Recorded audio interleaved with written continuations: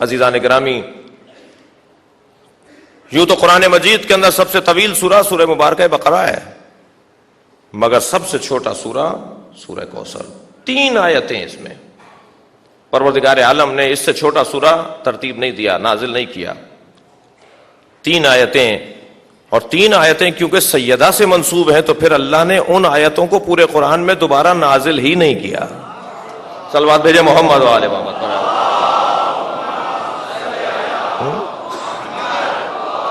جی، جو چیز سیدہ سے منسوب ہو جائے پھر وہ کسی اور کو نہیں دی جائے گی۔ سورہ طہر کے اندر، سورہ انسان کے اندر جنت کی ساری نعمتوں کا ذکر ہے، حوروں کا ذکر نہیں ہے۔ سوال کر سکتا ہے نا قاری قرآن اور تفسیر قرآن پڑھنے والا، یا اللہ ساری نعمتوں کا ذکر ہے جنت کی مگر حوروں کا ذکر تو نے نہیں کیا؟ تو عجب نہیں جواب آئے کہ ہم سیدہ سے بات کر رہے تھے، حوروں کا تذکرہ کیسے کرتے ہیں؟ سیدہ کے سامنے حوروں کا تذکرہ ہوگا؟ جو الفاظ پروردگار عالم نے زہرا کے نام کر دیے پھر ان الفاظ کو دوبارہ قرآن میں نازل ہی نہیں کیا۔ لفظ کوثر قرآن میں ایک دفعہ ہی آیا ہے، اس لیے کہ دنیا میں بھی فاطمہ ایک ہی آئی ہے، اور سیدہ کا دشمن اور نبی کا دشمن کیونکہ اتنا پلید ہے تو قرآن مجید میں ابتر کا لفظ ایک ہی دفعہ آیا ہے، پھر کسی اور کے لیے استعمال نہیں ہوا۔ اور یہ ترکیب جو قرآن مجید کے اس سورے کی ہے اسے اللہ نے اس ترکیب کو بھی دوبارہ نازل نہیں کیا۔ اِنَّا أَعْطَيْنَاكَ الْكَوْثَرَ اِنَّا أَعْطَيْنَاكَ، یہ لہجہ پھر کہیں اور نہیں آیا۔ اِنَّ شَانِئَكَ، آپ کو تشنیع دینے والا، آپ کو تانا دینے والا، هُوَ الْأَبْتَرُ، بے نام و نشان رہے گا۔ یہ لب و لہجہ پھر قرآن میں دوبارہ نہیں آیا، اس لیے کہ سیدہ کے بارے میں نازل ہوا ہے۔ اور جو سب سے چھوٹا سورہ ہے وہ قرآن مجید کی اور اسلام کی حفاظت کا سب سے بڑا سامان ہے۔ سیدہ کے بغیر نہ قرآن باقی رہ سکے گا، نہ اسلام کی تعلیمات باقی رہ سکیں گی۔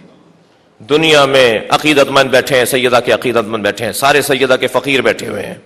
اس وقت مجلس میں میں اپنی عقیدت کا بھی اظہار کر رہا ہوں اور آپ کی عقیدت کو بھی کی ترجمانی کر رہا ہوں۔ اس وقت ہم سب سیدہ کے فقیر بیٹھے ہوئے ہیں، مانگنے آئے بی بی کے دروازے پر، حاضری دینے آئے سیدہ کے دروازے پر۔ 75 دن نبی کی زندگی کے بعد اور نبی کی رحلت کے بعد 75 دن زندہ رہیں، اور 75 دن کے بعد شہادت ہوئی یا 95 دن کے بعد شہادت ہوئی؟ 75 دن کی روایت کے مطابق آج بی بی کی شہادت، اور 95 دن کی روایت کے مطابق 3 جمادی الثانی بی بی کی شہادت۔ ممکن ہے یہ بچہ سوال کرے طے کیوں نہیں ہو گیا کہ 75 دن یا 95 دن؟ پہلے زمانے میں نقطے نہیں ڈلتے تھے، بغیر نقطوں کے لکھا جاتا تھا۔ نقطوں کا آغاز بھی مولا کائنات نے کیا ہے، اعراب کا آغاز بھی مولا کائنات نے کیا ہے۔ آج اگر کوئی صحیح قرآن پڑھ سکتا ہے تو وہ علی کی وجہ سے پڑھ سکتا ہے۔ نقطے نہیں لکھے جاتے تھے پہلے زمانے میں، لہذا 75 یا 95 75 یا 95 کو بغیر نقطوں کے لکھیں گے تو مشابہ محسوس ہوں گے، ایک جیسے محسوس ہوں گے۔ اب ایک جیسی چیز لکھی ہوئی ہے، یعنی 2 گنتی ایک جیسے انداز سے لکھی جائیں تو راوی یہی کہے گا نا کہ میں اسے 75 پڑھوں یا 95 پڑھوں۔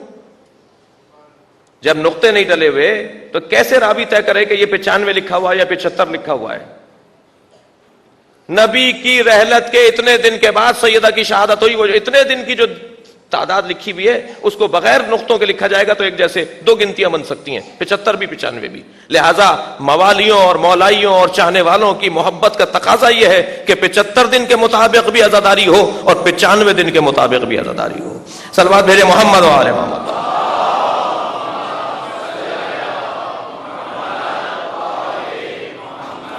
سیدہ کی عظمت کا باب اتنا عظیم اور اتنا روشن ہے اور اتنا ہی مخفی اور اتنا ہی راز اور سر کی کیفیت میں ہے کہ جس کو بیان کرنا انتہائی آسانی کی کیفیت میں انتہائی مشکل ہے۔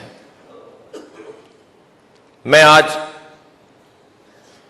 بانی مجلس اعضا کی فرمائش کے مطابق بھی اور اپنی خواہش کے انداز پر بھی جناب سیدہ کے نام پر اور القاب پر غور کرنا چاہتا ہوں۔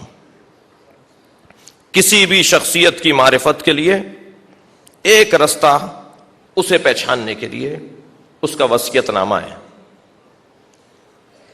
وصیت نامہ بتاتا ہے کہ اس شخص نے اپنی ساری زندگی میں کن چیزوں کی طرف خاص توجہ دی ہے، اور جن چیزوں کی طرف اس نے خاص توجہ دی ہوگی وہ زندگی اس کی زندگی کا حاصل شمار ہوگا، اس کی زندگی کا کمال شمار ہوگا۔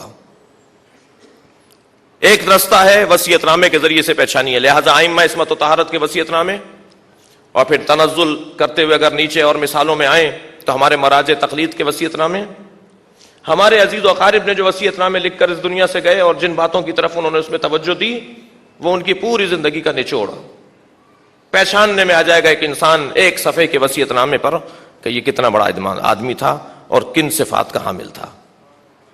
ایک رستہ کسی کو پہچاننے کا، کسی کی معرفت کا وصیت نامہ ہے۔ دوسرا رستہ اسی جیسے افراد کا اس کے بارے میں فرمانا، فرمائش، قول، جملات، اظہار خیال، یہ ایک رستہ ہے۔ ایک امام کو سمجھنے کے لیے دوسرے امام کے الفاظ اس امام کے بارے میں اگر ہمیں مل جائیں تو یہ بہترین رستہ ہے اس امام کی معرفت کا۔ اگر کوئی صاحب العصر کی معرفت کے باب میں کچھ حاصل کرنا چاہتا ہے تو اسے ائمہ کے الفاظ اور ائمہ کے ملفوظات کی طرف توجہ دینا پڑے گی۔ مثلا ایک شخص نے آ کر امام حسین سے سوال کیا، حل ولد المہدی، اے امام حسین کیا حضرت مہدی کی ولادت ہو گئی؟ تو امام نے فرمایا، میرے مولا حسین نے فرمایا، لا لو ادرکتہ لخدمتہ ایام حیاتی، اگر میرے زمانے میں ان کی ولادت ہو جاتی تو میں اپنی زندگی کو ان کی خدمت کے لیے وقف کر دیتا۔ اب یہ امام مہدی کی معرفت کے لیے ایک باب ہے کہ حسین مہدی کے لیے کیا کہہ رہے ہیں، یا حضرت امام مہدی جناب زہرا کے لیے کیا فرما رہے ہیں، یا حضرت امام مہدی امام حسین کے لیے کیا فرما رہے ہیں۔ یوں تو قرآن مجید نے سرکار کی ذات کو اسوہ حسنہ قرار دیا ہے، امام مہدی فرما رہے ہیں میرے لیے اسوہ حسنہ میری جدہ فاطمہ زہرا ہے، امام مہدی کے لیے اسوہ حسنہ جناب سیدہ کی ذات۔ یا جناب زہرا کے اوپر جب دروازہ گرا اور بی بی زخمی ہوئی تو راوی کہتے ہیں کہ حضرت کی زبان سے جو بے ساختہ جملہ نکلا وہ یہ نکلا، یا مہدی ادرکنی، اے مہدی میری مدد کرو۔ اب اس سے اندازہ کیا جا سکتا ہے کہ جناب زہرا کے نزدیک امام مہدی کا کیا مقام ہے، ادھر امام مہدی کے نزدیک جناب زہرا کی کیا مقام اور منزلت ہے۔ ایک رستہ معرفت ائمہ کے لیے، معرفت معصومین کے لیے، معصومین کے الفاظ، کلمات، من جملہ زیارت نامے۔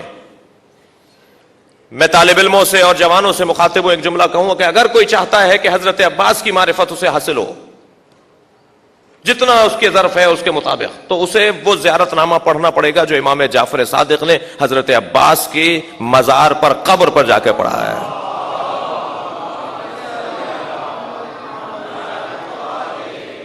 اس زیارت نامے کی تلاوت کرے، معلوم ہوگا کہ کیا فرما رہے ہیں ایک معصوم امام حضرت عباس کے لیے کیا ارشاد فرما رہے ہیں۔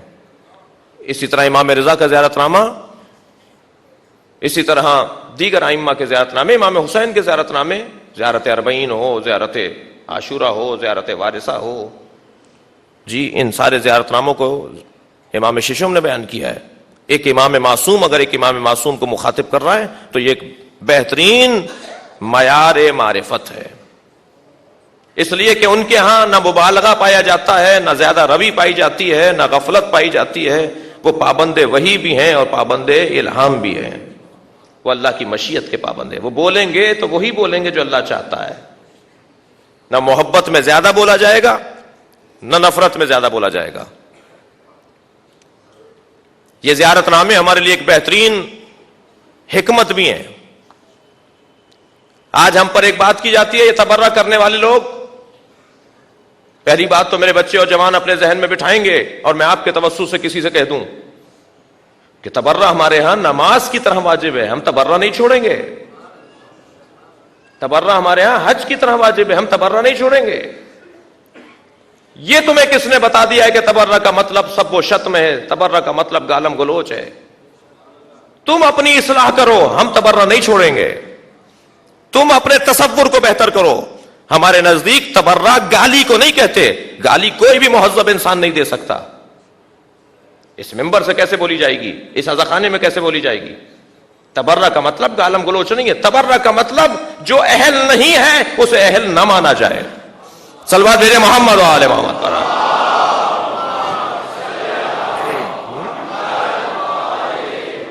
اور تولا کا مطلب یہ کہ جو اہل ہے اسے اہل مانا جائے، اس کے قریب چلے جاؤ جو قریب جانے کے قابل ہو، اس سے دور رہو جو دور رہنے کے لیے ہی ہے. یہ موٹی سی بات ہے تبرہ کی. میری اور آپ کی ایک مشکل ہے، پاکستان کی سرزمین پر لوگ ہمیں سمجھنا نہیں چاہتے. تشیع کسی فرقے کا اور ٹولے کا نام نہیں ہے، تشیع ایک تہذیب کا نام ہے، تشیع ایک تاریخ کا نام ہے، تشیع ایک جد و جہد کا نام ہے، تشیع ایک قربانیوں کی تاریخ کا نام ہے. تشیع در حقیقت ایک فرہنگ اور ثقافت ہے، ایک مزاج کا نام ہے تشیع، ایک انداز اور ایک روش کا نام ہے تشیع. باطل سے ٹکرا جانے والے کا نام شیعہ ہے، حق کی سرپرستی اور حق کی ہمراہی کرنے والے کا نام شیعہ ہے. اور اس انداز سے جینے والے ہر دور کے اندر مشکل کا سامنا کرتے ہیں. یہ آج پہلا دور نہیں ہے. آپ کے بھی اس چارراہ کے اوپر ہمارے برادران تشریف فرما ہے، اس لیے کہ سندھ کے ایک شہر کے اندر ایک بہت بڑے اجتماع کے اندر رکھنا ڈالا گیا ہے. شیطانوں کو آزاد چھوڑ دیا جاتا ہے اور اچھی بات کرنے والوں پر پابندی لگا دی جاتی ہے. ایک صلوات بھیجے محمد و آل محمد پر.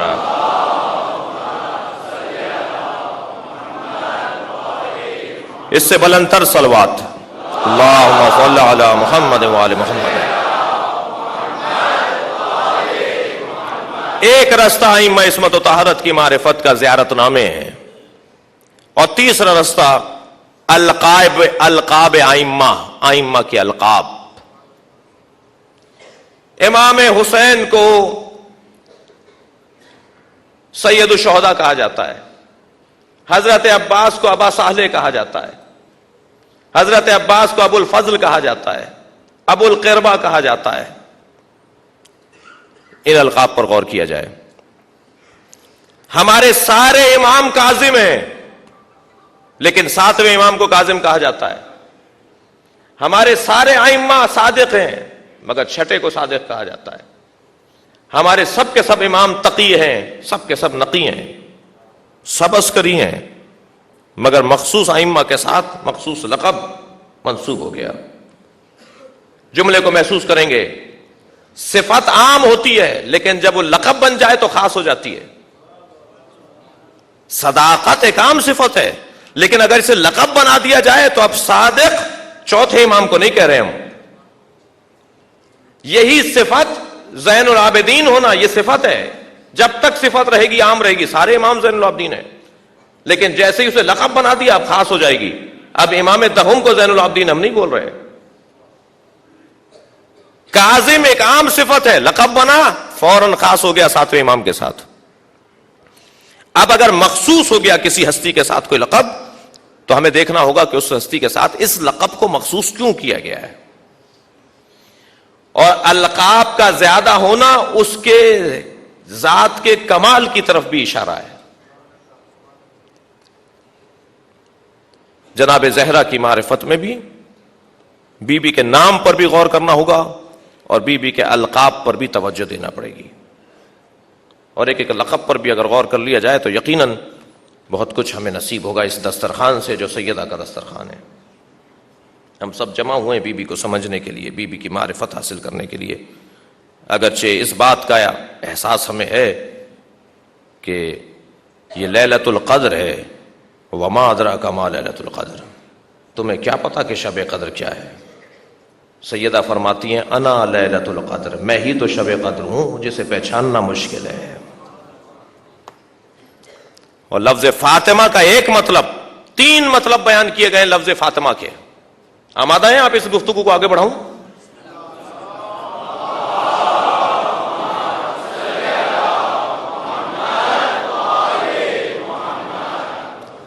بی بی کا ایک نام ہے، 9 لقب ہے سیدہ کے. بی بی کا نام فاطمہ، اور فاطمہ کو فاطمہ کیوں کہتے ہیں، اس پر 3 جملے معصوم سے نقل ہوئے ہیں۔ لما سمیت فاطمۃ بفاطمہ، کیوں فاطمہ کو فاطمہ نام دیا گیا؟ ایک معصوم نے ارشاد فرمایا لأنہا فطمت عن معرفتہا، فاطمہ کو فاطمہ اس لیے کہا گیا کہ معرفت سے علیحدہ کر دی گئی ہیں، ان کی معرفت نہیں ہو سکتی۔ پہلے لفظ فاطمہ کا لغوی معنی دیکھ لیجئے۔ فاطمہ لغت کے اندر اس بیوی کو کہا جاتا ہے جو علیحدہ کرتی ہو، جو علیحدہ کرتی ہو۔ فطام اس کیفیت کو کہا جاتا ہے کہ جب بچے کا دودھ چھڑایا جا رہا ہو تو کہتے ہیں وہ فطام کی کیفیت میں ہے۔ جب بچے کو ماں سے علیحدہ کیا جا رہا ہو تو ان ایام میں وہ فطام کی کیفیت میں کہلاتا ہے۔ فطام، فاطمہ، فاطم، علیحدہ کرنے والا، دور کرنے والا، علیحدہ کرنے والا۔ بی بی کا نام فاطمہ لأنہا فطمت عن معرفتہا، سیدہ کی معرفت ممکن نہیں ہے، سیدہ کی معرفت ممکن نہیں ہے۔ ہمارے لیے بات ہو رہی ہے، نبی کے لیے بات نہیں ہو رہی، اللہ کے لیے بات نہیں ہو رہی، خالق کے لیے بات نہیں ہو رہی۔ ہمارے لیے فاطمہ کی معرفت ممکن نہیں ہے۔ مجھے احساس ہے، میں جس ارض و بوم پر رہتا ہوں اس ملک کے احساسات کو بھی جانتا ہوں۔ ممکن ایک سوال ہو جائے کہ جب معرفت ہی ممکن نہیں ہے تو مجلس کیوں کر رہے ہیں؟ جب معرفت ہی ممکن نہیں ہے تو ہمیں کیوں کہا گیا ہے کہ انہیں سمجھو، انہیں پڑھو، ان کی طرف توجہ کرو؟ صلوات بھیجیں ذرا محمد و آل محمد پر۔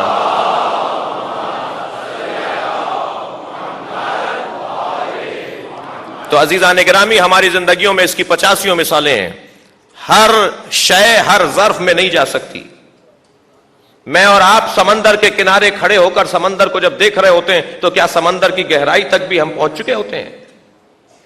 سمندر کے کنارے کھڑے ہو کر سمندر پہ تبصرہ کرنا اور ہے، سمندر کی باتیں کرنا اور ہے، اور سمندر کی گہرائی میں اتر کے اس کے اندر موجود مخلوقات کو دیکھنا اور ہے۔ ہم میں سے شاید ہی کسی کے بس کی بات ہو کہ ہم وہاں تک پہنچ سکیں۔ یہ مادی بات ہے۔ کچھ ہستیوں کی حیثیت اور معرفت اس درجے پر ہے کہ اس کو سمجھنے کے لیے عصمت کا دماغ چاہیے، معصوم مزاج چاہیے، ولایت کا پیکر چاہیے، تب جا کر وہ اس مقام پر پہنچے گا کہ اسے سمجھ سکے اور اسے ہضم کر سکے۔ جتنے بھی بڑے بڑے عرفاء گزرے ہیں، سید مرتضی کشمیری، آیت اللہ بہجت، آیت اللہ پرہیزگار، آیت اللہ عبد الکریم حائری، شیخ جواد ملکی تبریزی، ایک طویل فہرست ہے ان عرفاء مجتہدین کی کہ جنہوں نے ایک جملے میں کہا ہے کہ اگر ہمیں اللہ نے کوئی مقام عطا کیا ہے تو وہ فاطمہ کے دروازے پر جھکنے کی وجہ سے عطا کیا ہے۔ یہ سارے بزرگان ایک چیز پر مشترک دکھائی دیتے ہیں، جناب سیدہ سے خاص عقیدت رکھتے تھے۔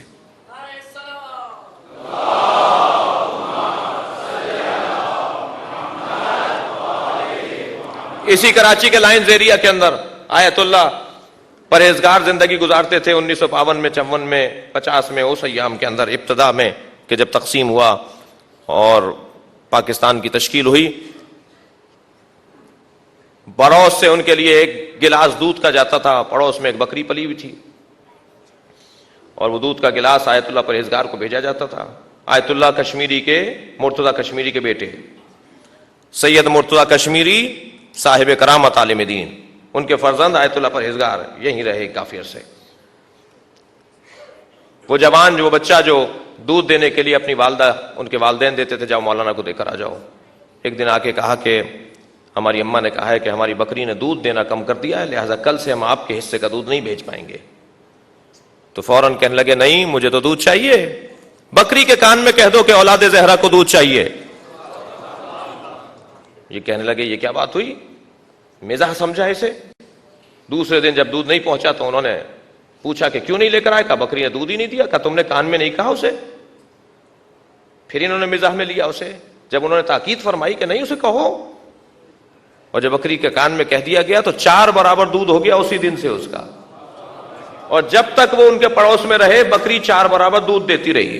یہ چھوٹی سی بات ہے، یہ چھوٹی سی بات ہے۔ انہی کے والد آیت اللہ کشمیری نجف اشرف کے اندر ایک طالب علم کے حجرے کے دروازے کا تالا، اس کی چابی گم ہو جاتی ہے، تالے کو پکڑ کر کہتے ہیں یا فاطمہ الزہرا، تالا کھل جاتا ہے، وہ شاگرد نجف کا شاگرد کہنے لگا کہ استاد یہ کیا کیا آپ نے، یہ کیسے تالا کھل گیا؟ کہنے لگے مادر موسیٰ کے نام پہ تالا کھل جائے، مادر حسین کے نام پہ تالا نہیں کھلے گا۔ صلوات بھیجے محمد و آل محمد پر۔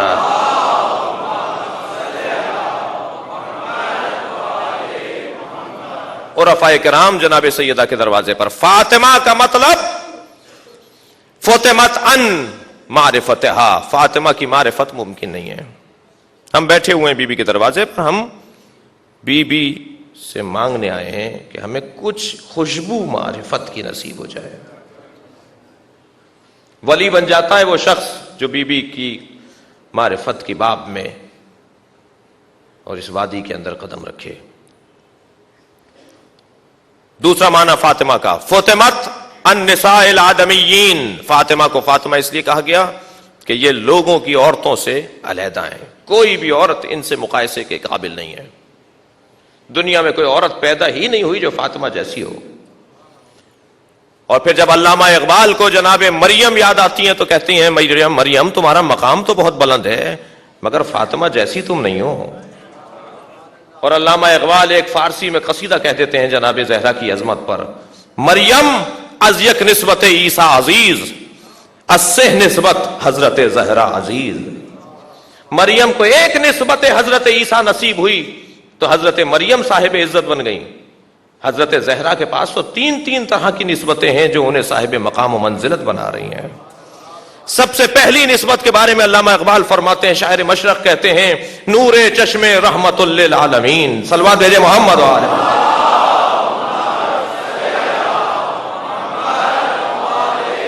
نور چشم رحمت للعالمین، آن امام اولین و آخرین، یہ اس کی آنکھوں کی ٹھنڈک ہے جو عالمین کے لیے رحمت ہے اور اولین و آخرین کا امام ہے۔ دوسری نسبت میں علامہ اقبال فرماتے ہیں، بانو آن تاجدار حل عطا، یہ اس کی بانو ہے، یہ اس کی زوجہ ہے جس کے سر پہ حل عطا کا تاج سجا ہوا ہے۔